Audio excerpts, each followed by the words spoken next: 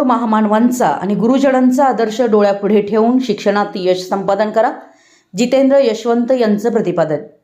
विद्यार्थ्यांनी संस्कारमय आणि आधुनिकतेकडे नेणारी शिक्षण पद्धती अवलंबून थोर महामानवांचा आदर्श डोळ्यासमोर ठेवून शिक्षण घेण्याची आजची गरज आहे, असं मत माजी सरपंच जितेंद्र यशवंत यांनी व्यक्त केलं।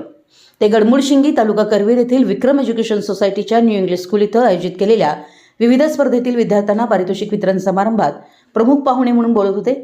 यावेळी कार्यक्रमाध्यक्ष बाबासाहेब नेरले व सामाजिक कार्यकर्ते दत्तात्रय नेरले यांची प्रमुख उपस्थिती होती।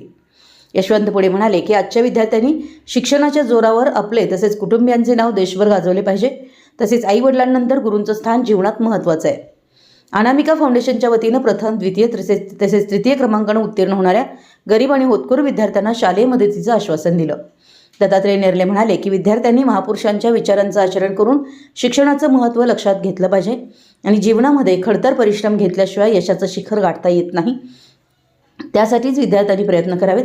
या कार्यक्रमाची सुरुवात क्रांतिज्योती सावित्रीबाई फुले यांच्या प्रतिमेचं पूजन मान्यवरांच्या हस्ते करण्यात आलं। यावेळी महिला मुक्ती दिन तसेच बालिका दिन साजरा करण्यात आला। मान्यवरांचं स्वागत व सत्कार प्रभारी मुख्याध्यापक के.व्ही. चांदणे यांनी केलं।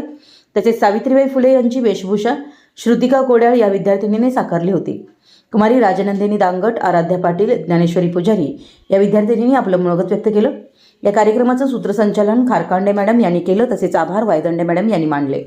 या कार्यक्रमास ज्येष्ठ शिक्षिका शिंदे मॅडम यांच्यासह शिक्षक, शिक्षकेतर कर्मचारी, विद्यार्थी, विद्यार्थिनी यांची उपस्थिती होती। विशाल क्रांती न्यूज प्रतिनिधी उदय साळुंखे, गांधीनगर।